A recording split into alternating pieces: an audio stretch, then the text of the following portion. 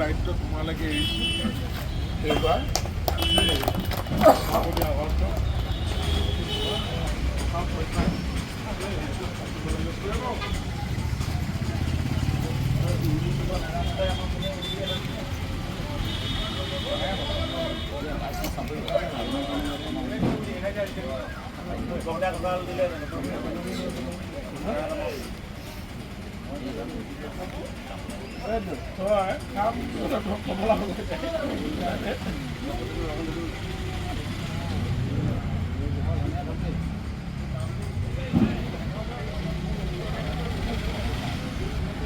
লাগিলে ভালকে নাই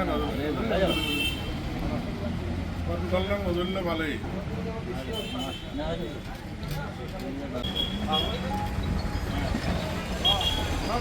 লাগে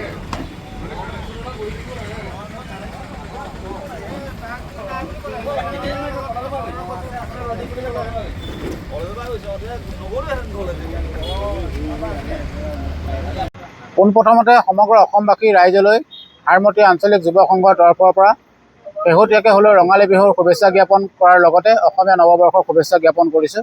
আৰু আজি আমি অতি গৌৰৱেৰে সমগ্ৰ অসমবাসীক জনাবলৈ পাই আনন্দিত হৈছোঁ যে হাৰমতি আঞ্চলিক যুৱ সংঘই প্ৰায় ৩৫টা বসন্ত অতিক্ৰম কৰি এই বছৰ ৩৬ সংখ্যক হাৰমতিত কেন্দ্ৰীয় ৰঙালী বিহু সন্মিলনখনি আয়োজন কৰিছোঁ। আৰু অহা 11, 12 আৰু 13 মে' তাৰিখে তিনিদিনীয়া বৰ্ণাঢ্য কাৰ্যসূচীৰে আমি এই কাৰ্যসূচী হাতত লৈছোঁ।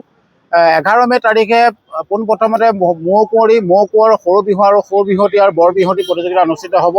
দ্বিতীয় দিনাখন হাৰমতি আঞ্চলিক যুৱ সংঘৰ উদ্যোগত অনুষ্ঠিত হ'বলগীয়া বিহুখনত আমাৰ শিৱসাগৰৰ সমন্বয়, চৰাইদেউ সমন্বয় সাংস্কৃতিক দলটোৱে বিহু প্ৰদৰ্শন কৰিব আৰু বিভিন্ন অসমৰ বিভিন্ন জিলাৰ পৰা প্ৰদৰ্শনীমূলক বিহু হুঁচৰি দলসমূহক আমি আমন্ত্ৰণ কৰিছোঁ।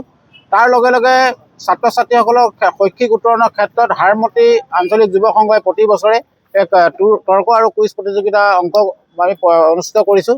এই প্ৰতিযোগিতাটো অসমৰ উন্নতমানৰ যিসকল উল্লেখনীয় বিশ্ববিদ্যালয় আছে, মহাবিদ্যালয় আছে, মহাবিদ্যালয়সমূহৰ ছাত্ৰ ছাত্ৰীসকলে অংশগ্ৰহণ কৰি শৈক্ষিক দিশত আমাৰ ছাত্ৰ ছাত্ৰীসকল উত্তৰণ হ'ব পৰাকৈ আমি পথ প্ৰশস্ত কৰিছোঁ। আৰু আশা ৰাখিছোঁ হাৰমতি আঞ্চলিক যুৱ সংঘই হাতত লৈ পদক্ষেপক অনাগত দিনত ছাত্ৰ সমাজত বিশেষ ভূমিকা গ্ৰহণ কৰিব।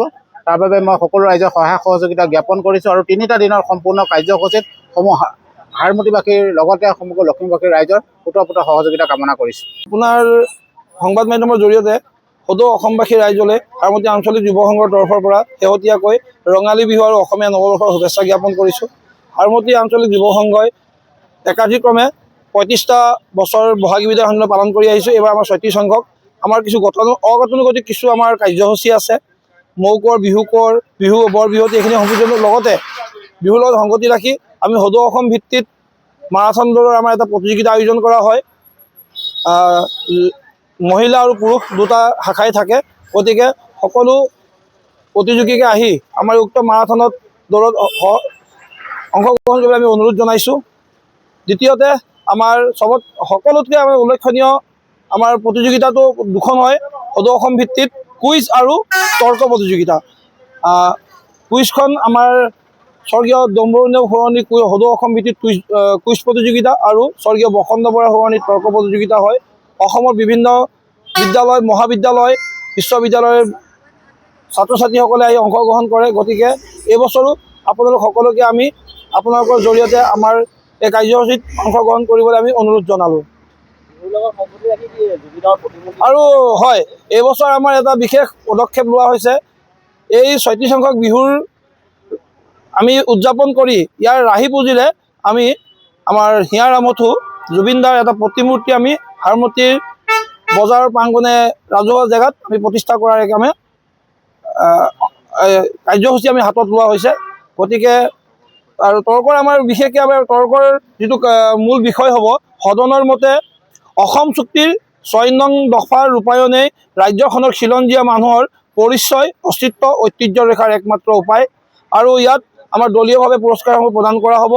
বিশেষকৈ ইংৰাজী আৰু অসমীয়া দুইটা ভাষাতে প্ৰতিযোগীসকলে এই প্ৰতিযোগিতাত অংশগ্ৰহণ কৰিব পাৰিব। ধন্যবাদ।